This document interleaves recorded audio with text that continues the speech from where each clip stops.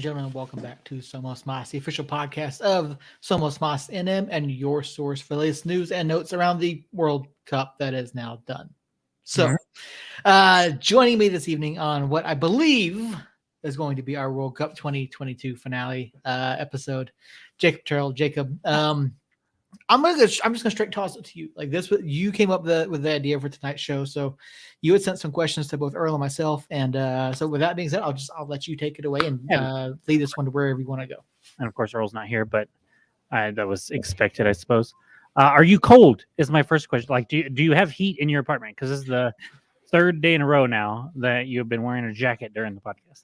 I do have heat. It is quite warm. It's just given the fact that I'm working from home, being sedentary basically all day long, it even with the heat on, it does tend to get a little chilly. And I actually just ran out to check my mail as well. So, plus it's just it's nice and comfortable, and repping the black and gold. So Okay, all right, fair enough. So yeah, we just spent. I think we had 18. Was Monday 18 episodes? 18. So we had 18.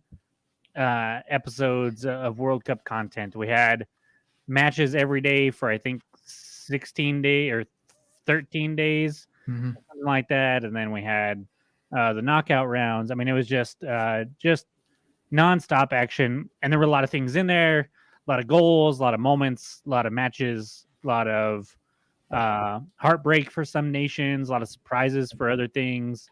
So yeah, I started off. We'll start off with, do you want to start off with goal, or do you want to end with goal or match? Well, let's start off with goal. Goals at one moment in time. What was your goal of the 2022 World Cup? Goal of the World Cup, and before we jump into this, before we start your answers, I do want to mention, if you're in the chat, if you're watching Facebook, YouTube, wherever, hop in the chat. Let us know your answers to these questions as well, because surely we all have different takeaways from this World Cup. I'm sure my goal of the tournament is not going to be Jacob's goal of the tournament. So,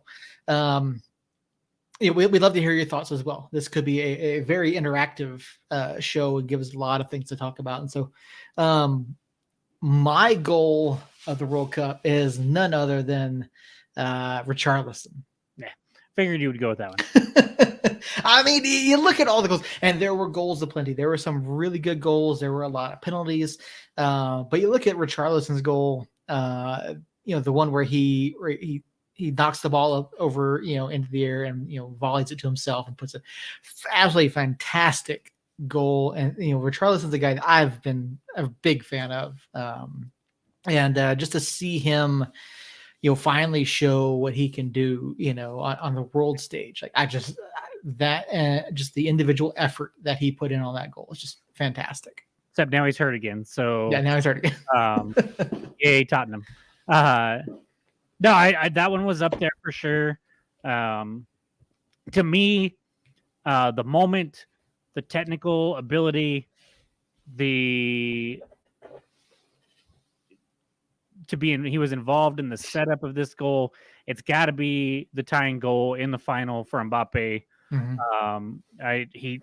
He gets the touch on it, the head on it to head it over to his teammate, who volleys or chips it up over the top of the defense. And then I briefly talked about it a couple of days ago. I mean, when he hits the thing, he's almost parallel to the ground. Hits the shit out of it. Puts it in the lower left corner or lower right corner past Martinez to tie the game, essentially end it or send it into extra time. And I mean, that goal, those moments that, like, as soon as he headed it to his teammate and then his teammate got the touch on it and it was coming up over the top, you're like, oh shit, this is going to happen. This is on the back of the net. I don't know how. I don't know how it's going to play out, but this is going to find the back of the net. We're about to be tied. And then one-time volley, just beautiful finish. I loved Richarlison's goal. I loved Abubakar. That other Brazilian goal in that match was really well worked too. So. The South Korea match, there were those. Abubakar for Senegal had one where he not even chipped it, just scooped it over the keeper. That one was it was entertaining, but he also, I think, thought he was offside so didn't really count, or it counted, but he didn't think it was going to count. So it's just kind of weird there. His goal, not so much the goal itself, but when he scored and then took his shirt off, got the yellow card in another match, got sent off. That was entertaining. I love how the referee handled that too. Yeah, he was like, "Come here, you know it's coming." I'm sorry. Yeah. the Verhorst Netherlands goal to tie it against Argentina off the weird set piece where he just boxed out the defender basically, and then one touch turn and finish to tie that one was interesting. Messi had the one against Mexico. I saw Fox put out a top 15 goals of the tournament. Most of the goals I agreed should have been on there, I guess, but the list, the order of the list was kind of strange to me. But no, I mean there was just a ton of great goals there that you could choose from. I personally will never put a free kick goal in a top goals list, but that's just me. We talked about this, unless it's like Galesnes against LAFC back in 2020, where it was like almost from midfield. I don't know. I mean, Bees has had some nice shots. He has, and if I ever get around to making my top 5 goals of last year for United, which I have threatened to do for a while, it will not. The free kicks will not be on there. Actually, I think I had one. No, I don't think I did. I'll have to look at my notes again, but no, I mean, just a ton of goals, and I think Richarlison's worthy of goal of the tournament. I think Mbappe is worthy. I think there were some other candidates in there, but if anybody in the chat has a different one or one that we haven't mentioned, let us know. But with that, we'll move on. Real quick, do Pulisic or Weah's goals fall anywhere in your top 10 goals of the tournament? My personal ones, probably Pulisic's. Just for the sheer effort on that. Just the effort, putting the body on the line, and then what it meant for the U.S. We had to win that match to get through. I also liked the build up to that goal. McKennie's ball over the top to Dest was perfect, and then Dest getting a head on it to get it across to Pulisic was superb as well. So yeah, I mean it probably does. It wasn't a golazo or anything like that, but for what it meant for the U.S. team and then the team build up before it, I think it's safely in my top 10 for sure. Weah's was an accident, so no. Even though it was wildly entertaining to watch. Yeah.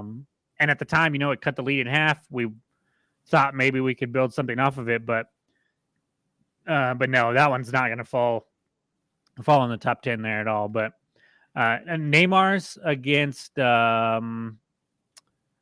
whose was his against Croatia? Yeah. In extra time. That one was a tough angle. That was right. Yeah, that's right. So Weah's yes. Weah's was nice. I do like Weah's. Probably still not in the top 10. Thanks, Robert. Sorry. Yeah, I got you. But Neymar's from a tight finish in the knockout rounds was really solid. Yeah, there's a few, but with that, what was your favorite match? Excluding the final.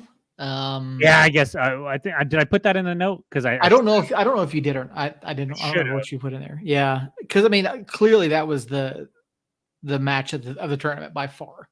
Yeah, you just said favorite match.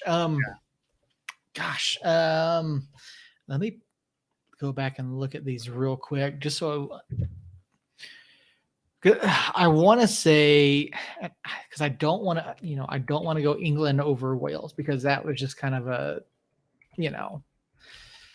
kind of an expected thing. I mean, there's so many moments that led to great matches, and but I'll be honest, the one that stood out for me was Brazil's match against where's my here it is.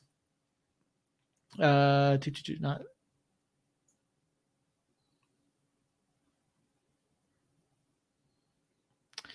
I want to say it was the Brazil. Shoot, was it Brazil, South Korea? That was the 4-1 thumping. Yeah, I mean, just and really for me watching these, for me it's really just because of how much fun that Brazilian squad was having. Like you could just see them, especially once they really started to come alive in like the later parts of the early matches, and then just their energy, the amount of fun that they were having, and like it was really apparent in that South Korea match. And like it was just so much fun to watch Brazil throughout this tournament, and so seeing them and what they could do for an extended period, and not just like turning it on in the second half, like that was just so much fun. Yeah, Robert in the chat has Argentina, Netherlands. Mm-hmm. So much emotion, and on the verge of a brawl. Yeah, that Argentina team, Netherlands was sneaky annoying in that match, and then Argentina was just over the top annoying in that match. Paredes kicking the ball into the stands, or not into the stands, into the Netherlands bench. Yeah, the antics during the PK shootout. That one was good. I think if we're looking at knockout stage, that's probably the right answer other than the final. But I'm going to throw back to the group stage. And it's either going to be Japan, Spain, or Portugal, South Korea. Mm-hmm. Japan, Spain was Spain dominating the first half, but only having a goal to show. And then the infamous, was it over the line? Was it not?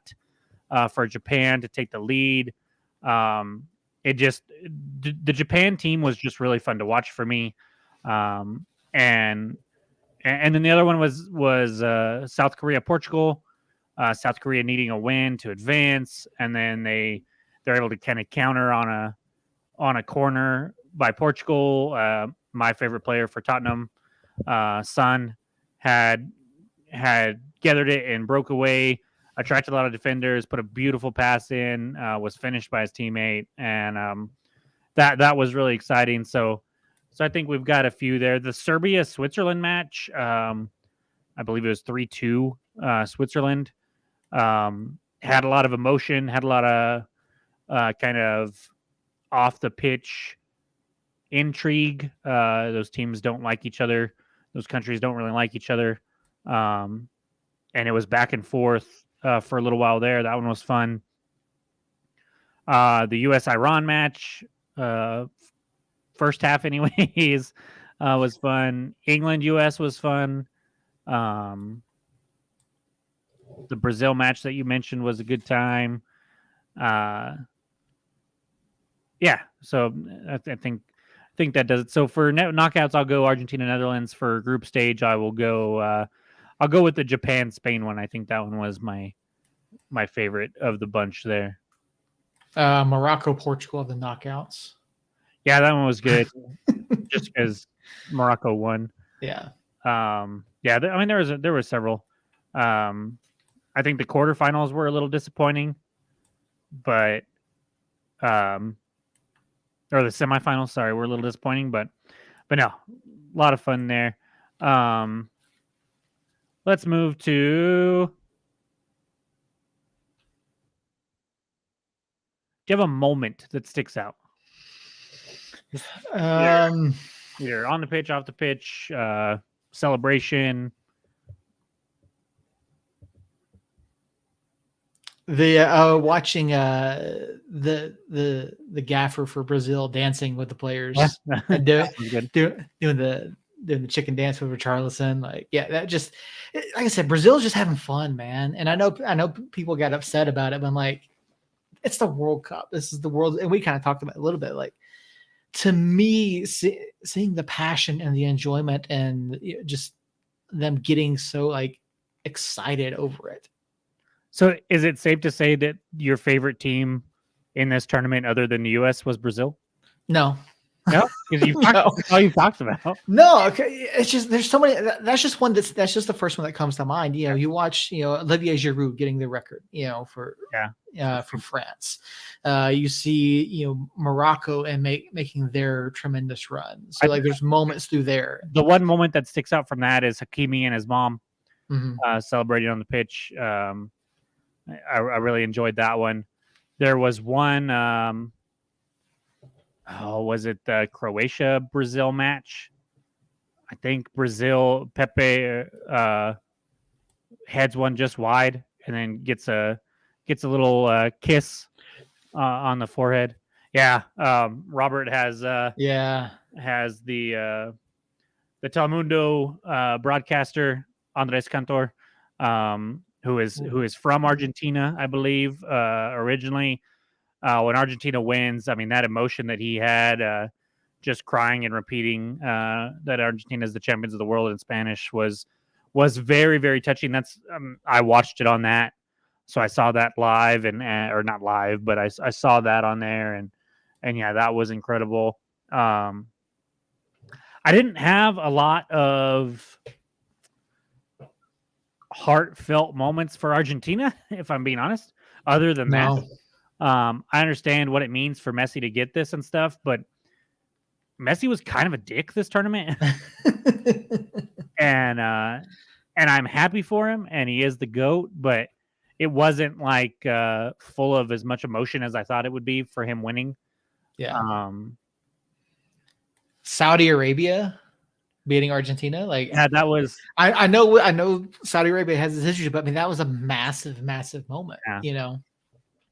So that'll transition into biggest surprise of the tournament, whether it was one match or Morocco's run, which I know some people will say was the biggest surprise. I won't because I kept picking them, but yeah, what was your biggest surprise of the tournament?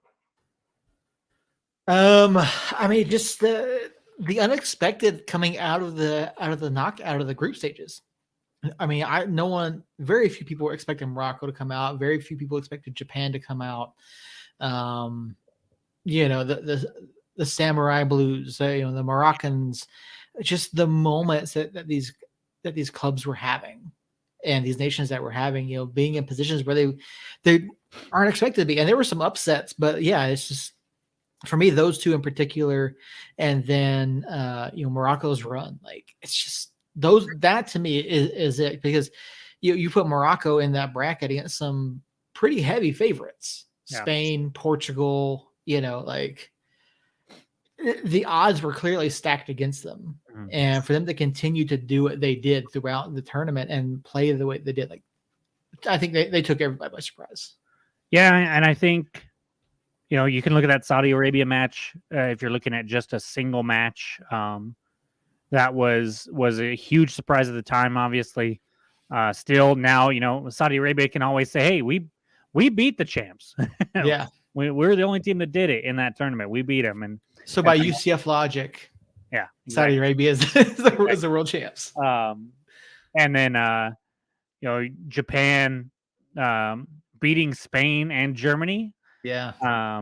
In the World Cup. Both of those are surprising, getting out of that group. I think Croatia making it to third place with what they kind of looked like in the group stage and stuff is a little bit of a surprise. But I mean, the answer here is probably Morocco making it to the semifinal. To me, it's not so much Morocco. To me, it's that it is only the third non South American or European team to make it to the Final Four. I mean, that blew my mind. South Korea and US being the other two, I believe in 2002 for South Korea and 1930 for the US. To have, how many World Cups have there been? 22, 24? So, yeah. Like that. And so say there's 20, 4 times 20 is 80. Out of 80 teams, only 3, more than 80 teams, only 3 of them have not been from Europe or South America, which is insane to me. And it just shows how good Morocco's run was and how magic it was. So I think that's probably the obvious answer. Robert has Germany's horrible showing was a surprise. Um, I so I wouldn't say it was a horrible showing. They got horrible results, but that Spain Germany match was probably the best played match beginning to end Mhm. that I saw in this tournament. I It mean, was, you could, if you're going to talk along those lines, as Robert's like, Belgium showing, Canada, kind of disappointed. I mean, there's a number of different nations that didn't really perform. I mean, Mexico arguably didn't perform, but yeah, I think Germany's probably the worst of them. yeah, I think if we're talking disappointments as far as not getting out of the group stage, or I'd throw Brazil in one of the major disappointments because they they looked like they were finally getting their footing, and then they couldn't even make it to the semifinal. And this was the favorite going into this tournament, and a team that a lot of people, myself included, thought when everybody's healthy, they could have two teams in this tournament that would probably go to the semifinal, and yet, I mean, CONCACAF's poor showing wasn't that much of a surprise. Come on, Robert. Unless you're talking about like specifically Canada's, because I thought they would at least do a little bit better. But yeah, I honestly, Argentina winning it is kind of a surprise to me, especially after the Saudi Arabia defeat, and then the close calls against Netherlands, and honestly, Australia wasn't. It was in regulation, but it wasn't the easiest match for them to get by. But so yeah, but I mean the answer is Morocco, and kudos to them, because I mean that was probably my favorite team to root for during this thing, anyways. Yeah, and to Robert's point, and to yours as well, like I agree. The only way I would, to me, CONCACAF to poor showing would be, I mean, obviously, I think more was expected of Canada. I think more was expected of Mexico. Costa Rica, I didn't expect a whole lot of. I thought they would be a little bit tougher to beat, but I mean, really, the only side that I expected to get out of the knockouts was the U.S., especially given the fact, and we've talked about, Mexico had not performed well leading up to the World Cup. I had Canada getting out, but that was more, my heart loving Canada's squad and the story that it has at the moment. But yeah, definitely U.S. had the best chance and the most likely chance to get out. But hopefully that's not the case in 2026 when it's hosted here, and we've got, the three CONCACAF nations that qualified, three of the four that qualified for this World Cup will be automatically qualified for that one, and we'll be playing on home soil. So hopefully that can kind of change 2026. Just think in 2026, we're going to have 6 CONCACAF nations that are going to be on the verge of disappointment. Yeah, no, three of them will have no chance. Well, it depends on this format, because if they end up going with the 3-team groups, who knows what the hell is going to happen. But we'll talk about that. We've got 4 years to talk about that. Was there a player that stood out to you either in a good way or a bad way that you had never really heard of, or somebody that you had heard of that disappointed? I mean, I was really kind of disappointed in some of the bigger names, to be honest with you. Lewandowski. Yes, he got his record tying goal. He was a bit of a disappointment. I felt like Ronaldo was a massive disappointment in this tournament. I felt like I think Lukaku wasn't hurt. He played, but he was a disappointment. Kevin De Bruyne, not exactly blowing the shoes off of anybody.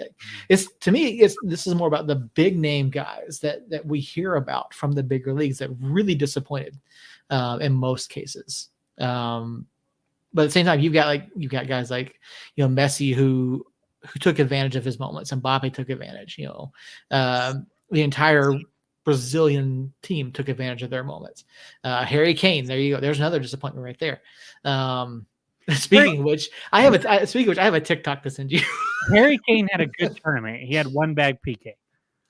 Yeah, which is going to be memed for forever. But yeah, that's the thing. It's, to me, I think it's more the big names that that was a letdown rather than someone like unheard of step up. You know what I mean? Yeah. Well, so I have one name. I'm gonna butcher it because that's what I do with these foreign names. But Amrabat from uh, Morocco, the midfielder, bald-headed guy, their captain.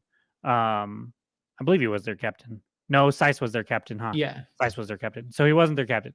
But that Morocco midfield was such a huge part of what they did and how they were able to control these matches. And he was the guy in that midfield. That stood out to me um, throughout this tournament, throughout the Morocco run. I just thought he was one of the best players as far as counter pressing and on the ball and getting the ball back and getting rid of it quickly. I mean, it was the midfielder that I wish Juan Pablo Guzman was instead of back passing and this and that and the other. He looked really good out there.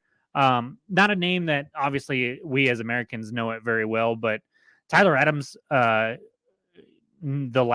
first Netherlands goal was standing, had a fantastic tournament, and he's not so much a surprise as far as kind of coming out of nowhere, but I think he definitely elevated his status among the world soccer fans by coming out and showing what he did. The same could kind of be said for Tim Ream, but Tim Ream's 36 and is steady there at his current club, Fulham, and so he's not expected to do a whole lot.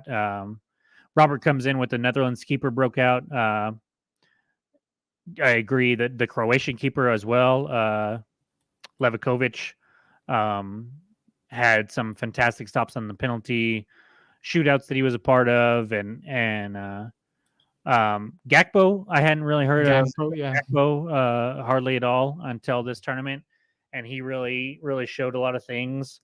There's a guy in France named Mbappe. I don't know if you've heard of him. No, tell me a little bit about him. Let me tell you, he did some really good stuff. Probably had the goal of the tournament in my head. Won the Golden Boot out of nowhere. I mean, nobody expected to pick him for Golden Boot whatsoever. McAllister from Argentina. I had never really heard much of him.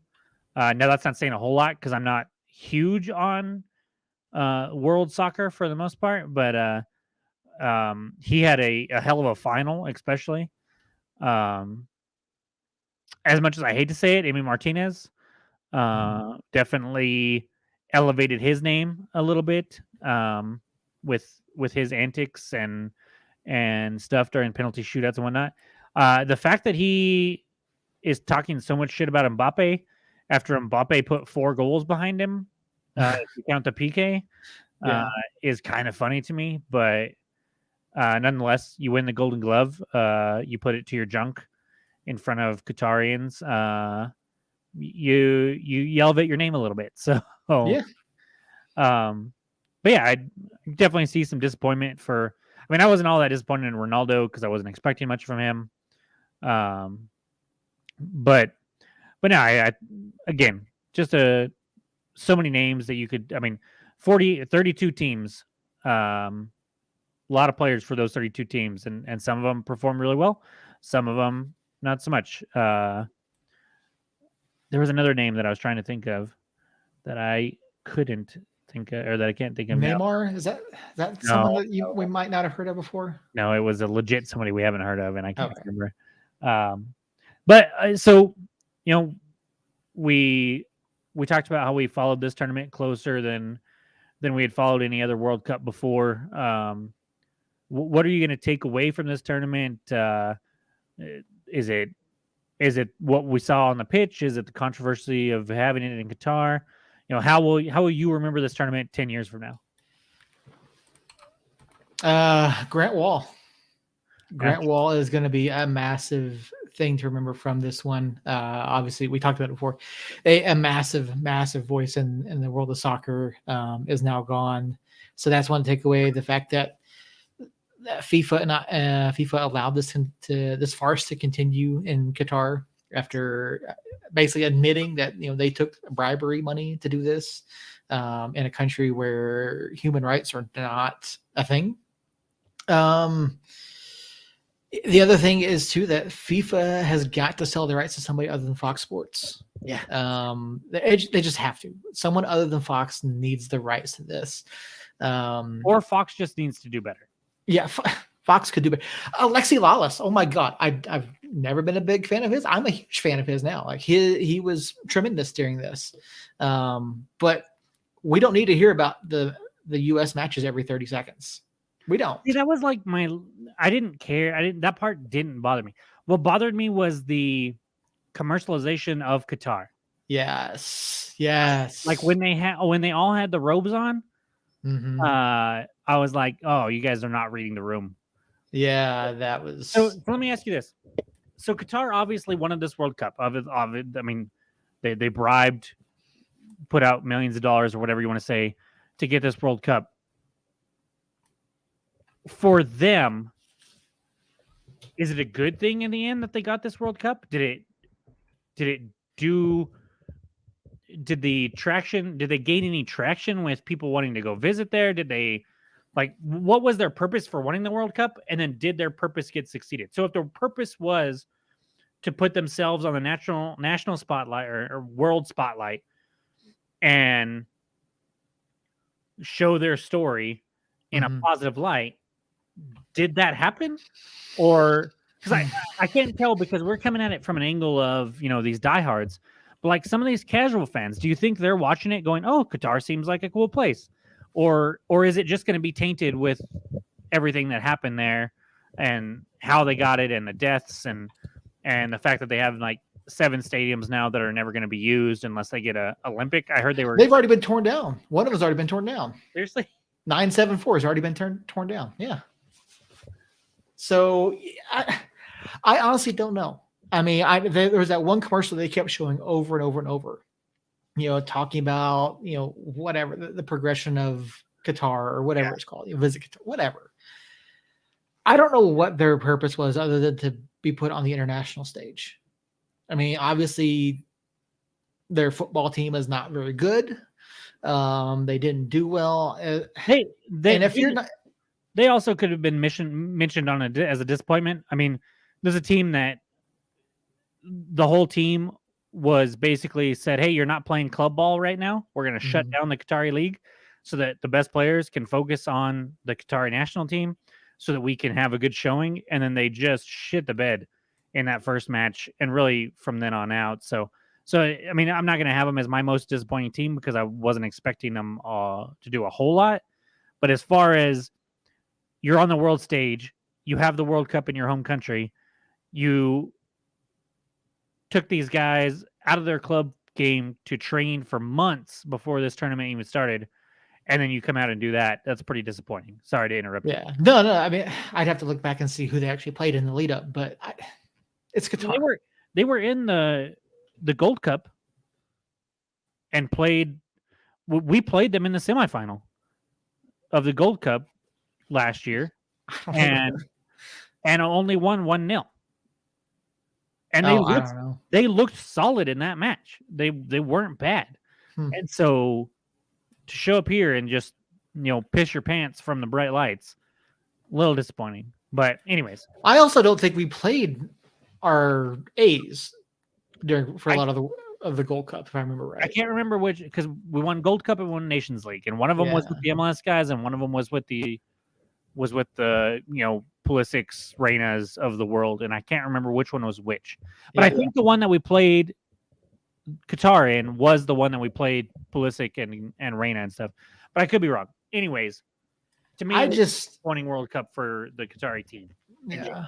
It was kind of a disappointing World Cup for Qatar in general, but it is what it is. Whether or not it has any significant impact, because I don't know how anyone who, if you followed the World Cup at all to any extent, you surely saw news stories about the human rights conditions, about the workers dying, not necessarily from Fox during the World Cup, but from other outlets, because it was still being widely reported, about all this stuff, about the no beer, about the homophobia, about all this kind of stuff. But if you were just hopping on to watch France Argentina there at the end, that wasn't mentioned. Like none of No. that is mentioned on the broadcast. None of it's mentioned in the stories of the recaps of the game or anything like that. So if you're just tuning in to watch the final, which by the way, 4 million people did worldwide, or 4 billion, sorry, Yeah. people did worldwide. If that's all they watched was the final and they didn't do any digging, they're not going to hear that. They're just going to see the Qatari commercials and be like, oh, maybe. And so I don't know. I don't know what it's going to do for them. I know I never want to go there, but I know most of the people that, in the soccer universe that we're part of and on Twitter and stuff are never going to go there. But, and I maybe, can't imagine anyone wanting to go there, maybe even with that. maybe they weren't like maybe Argentina fans did though, or Brazil fans thought it was nice or something like that. Maybe it wasn't Americans that were, woke America would never go there because of some things, but there's plenty of countries that also, newsflash, don't really like the LGBTQ community anyways. Yeah. And so Qatar having their stance on the LGBTQ community isn't going to break their hearts. And so maybe they will see an influx in tourism from some of these other countries. It's hard to say, but to me, from our point of view, it's shocking to think of anything coming out of this, the negativity for Qatar. But we're 2 out of 4 billion that watched the final. So who the hell knows? Yeah, I don't know. There was a lot of stuff I felt like Fox dropped the ball on with their coverage, and particularly during the matches. But I don't know. I don't know what Qatar's end game was here. I don't know that's necessarily going to do anything for them. I had never, honestly, before this had been announced to be in Qatar, I had never even heard of Qatar. Same man. Which, I'll be completely honest, I'd never heard of it. And them getting the World Cup is a huge step for them in that light. I mean, if they'd have never got the World Cup, we would never know they existed. Yeah. Yeah, and so I just don't know. I really don't. I think if people paid attention to, like I said, if they paid attention to all the reporting, all the stories and the lead up and everything, then no matter what they showed during those broadcasts, it's not going to make a difference. It's not going to. I feel no different about Qatar. Right. Didn't Owain go too? Was it Owain that posted something on Twitter saying that he was asked to talk about his experiences in Doha? I missed that. I don't know. Maybe I'm wrong, but I see Robert over here saying an SAFC fan went hosted a pod about it. Did not make it sound fun. Yeah, I couldn't imagine. I couldn't imagine going there and having to. And I get it. They moved the tournament from summer to winter because it would have been 1,000,000 degrees in the summer. But now they're playing at now. Yeah, still in 80s, 90s, and they're playing at midnight. Yeah. It's just insane. Yeah, I don't know. I don't see this being positive for Qatar in any way. I don't either, but there's a lot of people around the world that might have missed a lot of the negative things somehow. But nonetheless, it's over. As far as on the pitch, I think it was a fantastic World Cup. We got great storylines like Morocco and Japan and South Korea. We got Senegal coming out. We had the U.S. at least performing admirably, in my opinion, building for that World Cup in 2026. And at the end of the day, you had the GOAT and the next GOAT would be my guess in the final going head to head. I mean, Mbappe scores a freaking hat trick in this final and doesn't win. Yeah. And he's 23, 24, he turned 24 today. And he's 5 goals off the all-time goals record in the World Cup. Yeah, if that. I thought it was even closer than that. Yeah, he's ridiculous. Yeah. And that team and him are not going anywhere. No. Yeah, I mean, I know it's hard to repeat, to do that kind of stuff in the World Cup, but that France team is legit and will be legit for a while. And when you have a guy like Mbappe, anything is possible. It made me really, really sad that Erling Haaland wasn't in this in one way, shape, or form. If we could find, an American cousin of his, somehow to get him a green card over here and be eligible for us, that would be fantastic if he hasn't capped out for Norway. But he's got to be in the next one. We got to find a way to get him in the next one. Whether it's finding Norway some players around him to get qualified or finding him a way out. I did see that he could play for England. Interesting. But he chose not. He's probably cap tied. Probably is now, but he even before that, before he was cap tied, he could have played for England and chose not to, and chose to play for Norway because that was his home. I guess he was born in England. Okay. And then moved to Norway when he was pretty young, and so yeah, it really wish he would have been there. But at the end of the day, you had the stars, you had the best teams, you had surprising teams, you had Cinderella stories. I mean, it was a fantastic tournament. I'm sad that it's over. I'm excited to get back to Premier League and Bundesliga and the silly season for USL and MLS. We got the MLS schedules released yesterday. We got USL news yesterday about a format. We got, Santi Moar coming back to United. We've got another signing for United coming up Friday. So I'm excited to get to this kind of stuff. Got the holidays coming up, but it was a really good tournament. It was a lot of fun. I can't wait for 7-8 months from now when we do the Women's World Cup, and then 2026 to be able to go to some games here in the States and see that in person. Yeah, it's going to be a lot of fun. Still so much soccer to. We're basically not going to have an off season this year. No, not with the World Cup. I mean, that was more content put out than we had put out.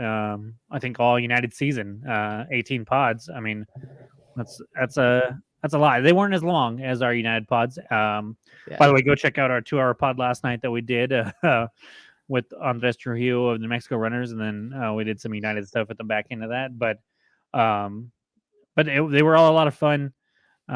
So much soccer to cover. It's weird now not having 4 matches a morning to go focus on. Yeah. But we'll get by. We'll focus on what is being played and unless you got something else, Seth. No, I am good. Robert, thanks for your input there in the chat. All good points that you brought up, and I hate to do that. I hate to give you credit since you're Team Earl, but I will. I can't wait for 2026 and the Women's World Cup next year in 2023. So for our World Cup coverage, that's going to be it. That's going to tie a nice little bow on it.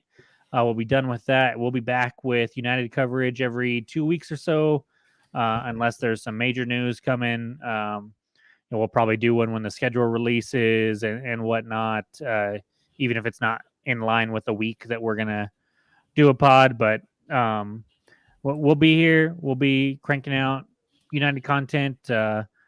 We'll maybe see if we do some one-off Dad Venture podcasts here this off season if we feel froggy enough. So I'm gonna 2 weeks will be nice over the holiday, but then when the holiday's over and we're not podcasting for 2 weeks, it's gonna be like, oh, I haven't talked to these guys on air in 2 weeks. It's gonna be weird. So maybe we pop on and do a couple weird one-offs. But we got the B pod, we got the wrestling pod that we need to work on. We got the magic, we got food, we got drinking.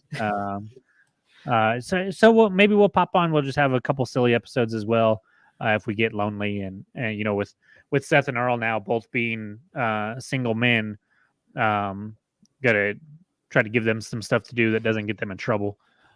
Looking at you, Earl. But yeah. So with that, guys, I think after the Tuesday after the 1st, probably, which I believe is the 3rd. We'll probably be back with a United pod. And then, we get an announcement Friday. So unless that's like a crazy player, or next week, unless that's a crazy player, we'll plan on being back on the 3rd of January. So Merry Christmas to everybody. Happy holidays. Happy New Year. All that jazz. Happy birthday to me. Yeah. Happy birthday to Seth, which Saturday. Yeah. Saturday. New Year's Eve, baby. and Christmas Eve. Christmas Eve. Sorry, yeah, and a reminder. I saw this here a while back, and I know. So I've got a really good friend in high school that's her birthday's on Christmas Eve, but she also lost her dad on Christmas Eve when we were in high school, and it's still a hard time for her. And so the Christmas time is a pretty high. There's a pretty high rate of suicide and stuff that happens around this time because people are lonely and seeing everybody else with their families and stuff is hard for a lot of people. So if you know some people that might be struggling, reach out to them, make sure they're doing all right, make sure you let them know that you're there for them, and just love everybody, guys. And Somos Unidos is something I say at the end of all these podcasts, and it's a catchphrase for United and everything like that. But really try to embody that and be united with everybody. And yeah, so until the 3rd, maybe sooner, keep an eye on social for that. Somos Unidos, guys.